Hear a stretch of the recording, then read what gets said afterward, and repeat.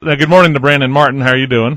I'm doing well. Good morning, guys. Now, you described him as a pararescue trooper as what? This is pretty, I like the description. Yeah, he's basically a doctor that jumps out of planes, scuba dives, and knows his weapon systems.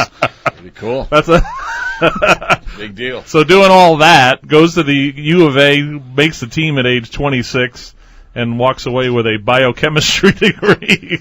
That's not too bad, right? That's a decent way to spend your 20s, as we like to say. Discipline, work ethic. That's what it's all about. That's what just his goals, his ambition, how he lays things out. That's why he gets things done. Earning his way. Yep. Earning his way through.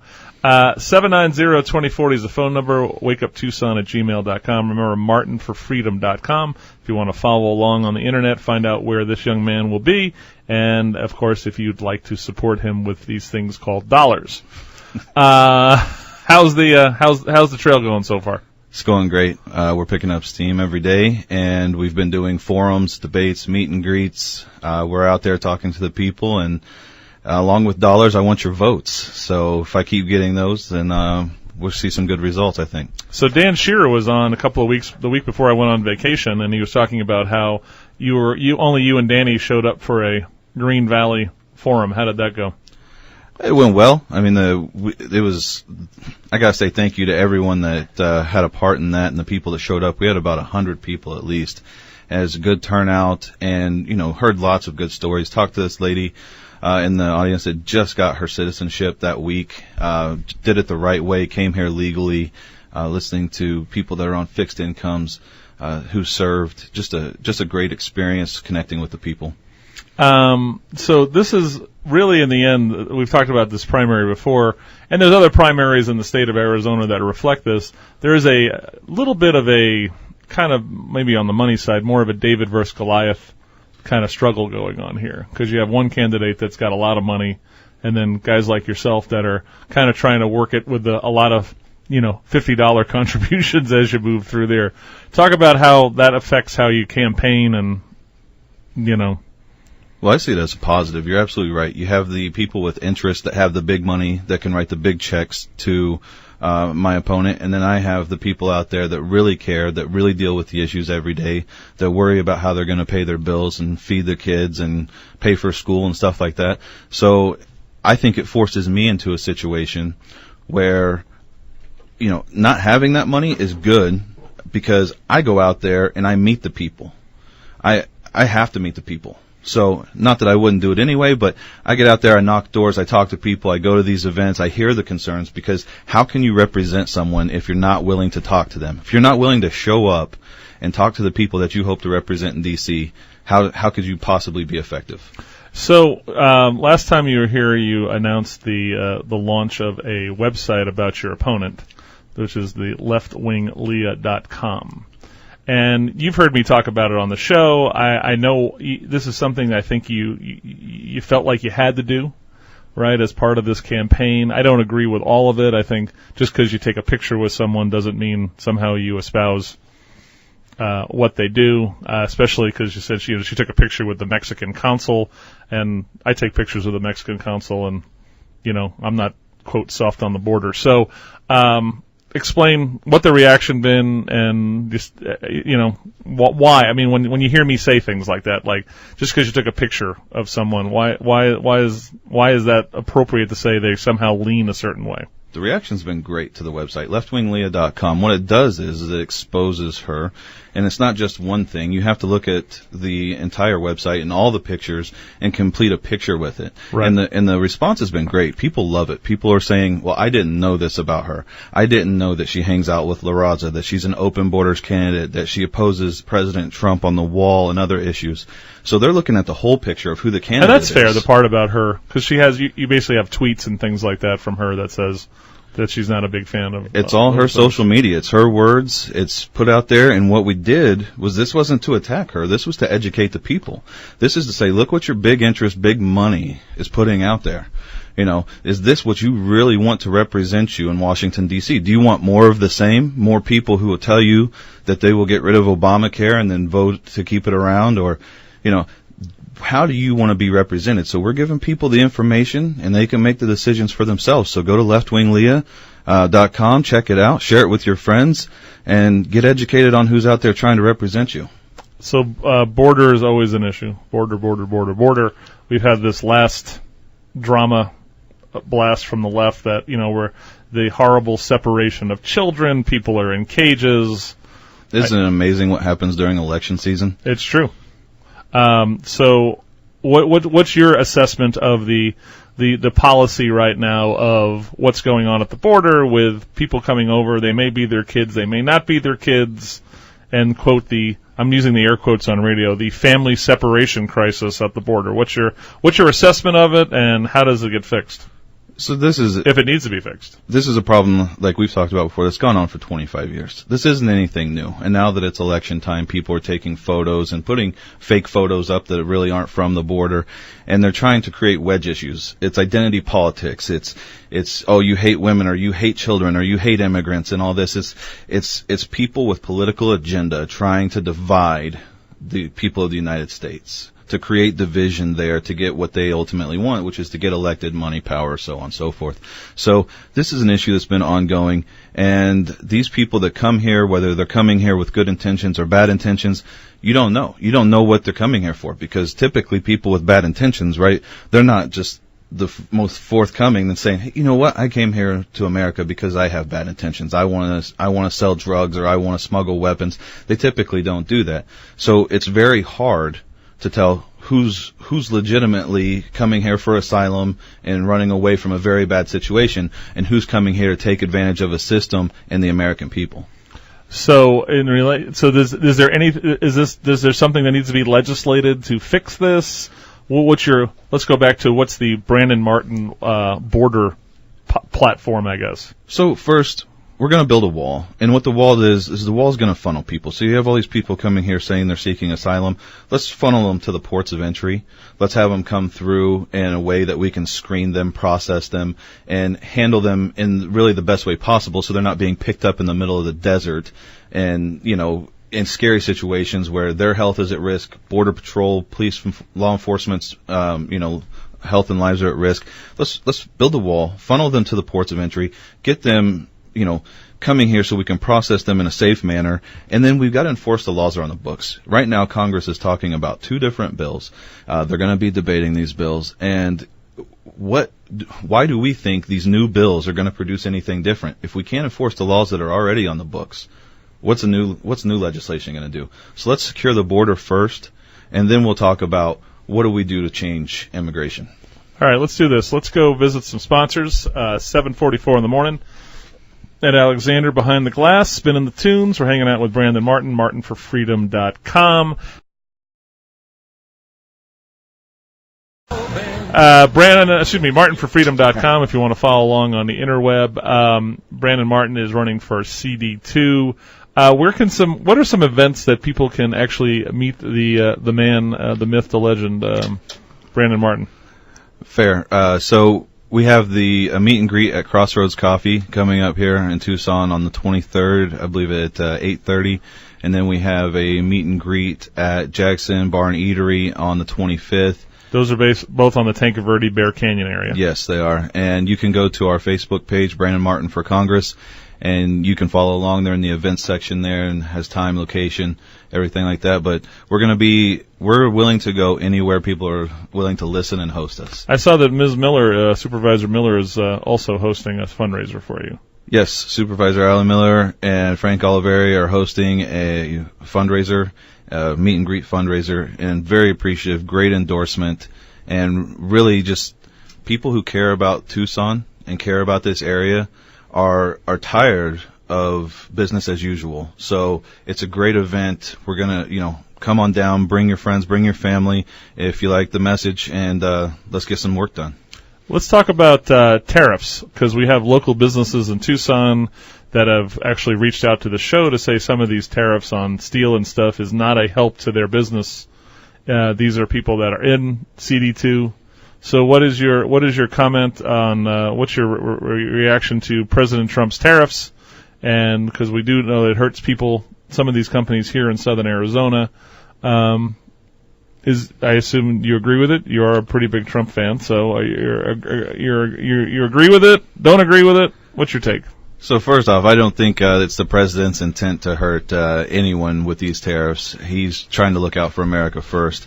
But I support a free market. I believe that these tariffs are a negotiating tactic, that he is forcing people who may be buying Chinese steel or aluminum and going around the system and trying to work side deals. I think he's forcing them to get in line, and ultimately it's putting pressure on China. How do we bring China to heel? And, that's really, it's economically.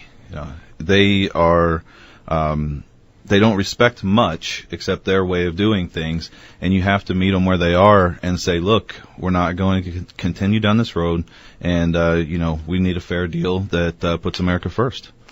The other, I love to talk about budget and things like Social Security, Medicare, and other things that have not much to do with actually running a government, but they are swallowing up our budget. Sure. And I got a guy on the other side of the glass who's milking the Medicare system pretty hard, named Ed Alexander. Thank you.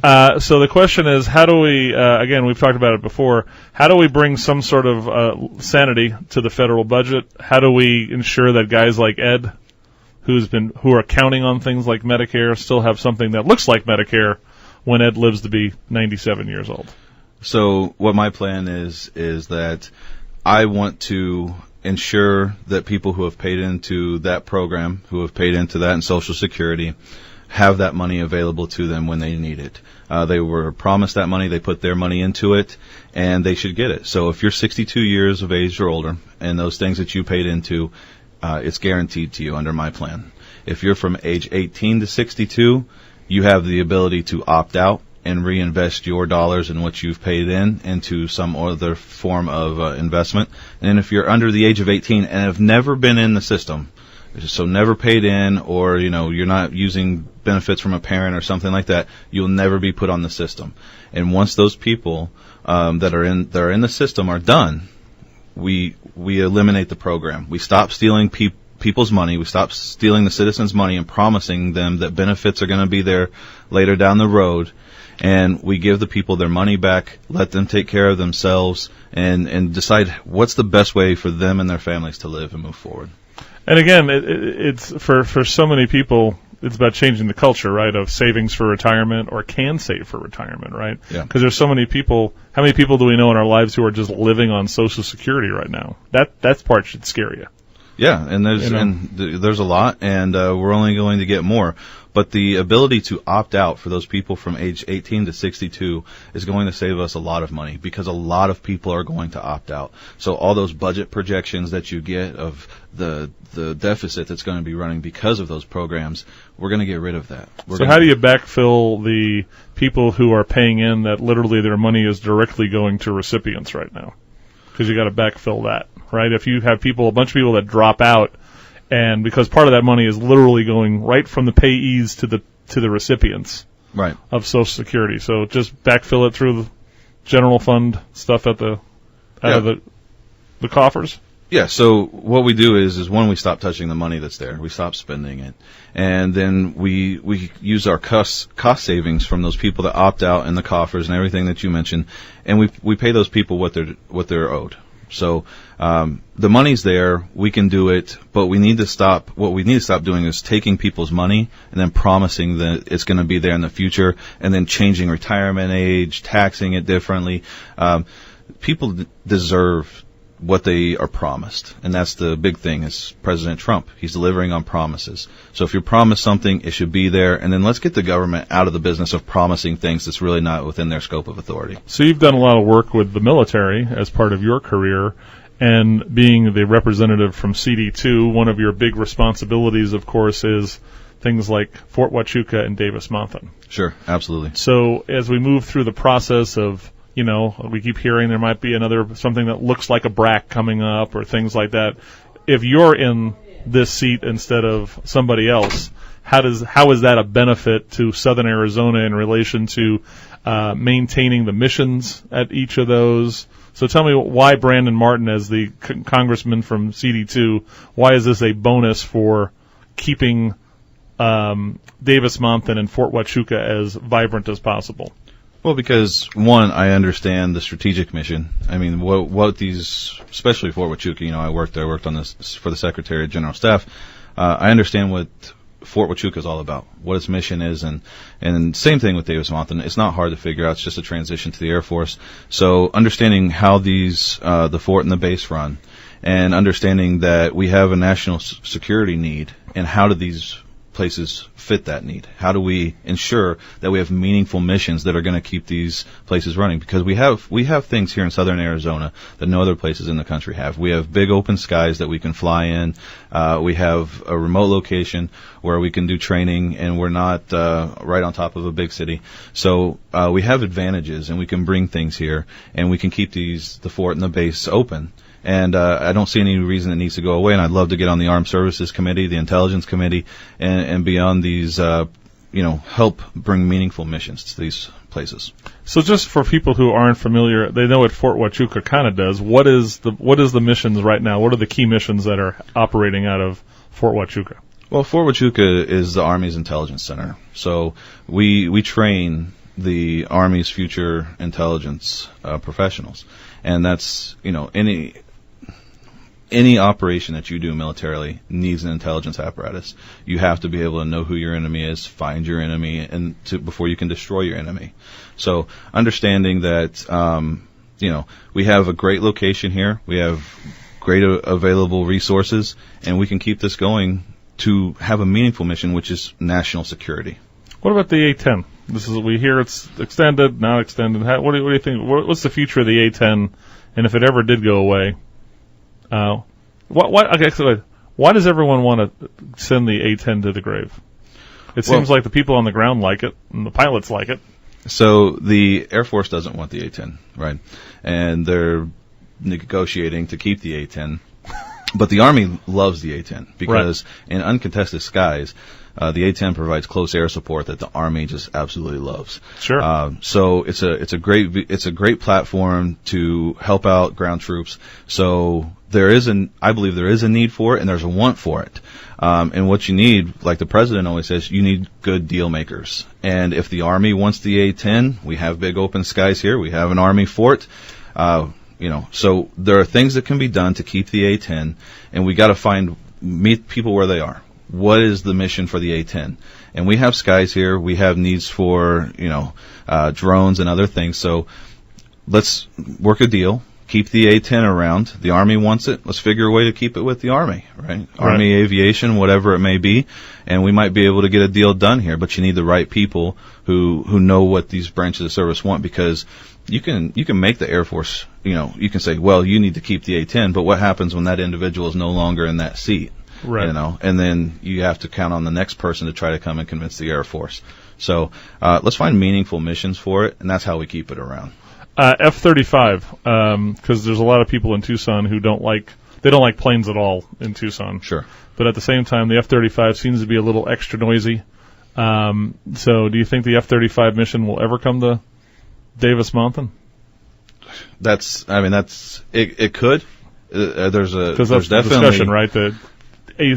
Graveyard the A-10s and replace them with F-35s, but I don't know if that would ever work in this town. It could. The thing is back to deal making. Right. What are you going to do? Because right now, with the locations that they're proposing to put this A-10 or the F-35, it's really just a political game. It's they're testing out all the areas. They're saying, okay, what deal are you going to give me? Why should we bring the F-35 here? So we make the case, look, if you're going to have the F-35, that's what you want, then let's find a good place for it, and why not Davis Mountain? All right, so you have 3 meet and greets coming up before the end of the month? Yes, I do. So all right, so we're you're going to be busy. East Side on Tanque Verde, Crossroads Coffee, and then you said Jackson Bar and Eatery, yeah. And then you're going to do there's a fundraiser put on by Frank Oliveri and Supervisor Miller. That's correct, yes. So, and if you are listening to the show right now, reach out to us on Facebook or the website, and let's get 10, 20 meet and greets before the end of the month. All right.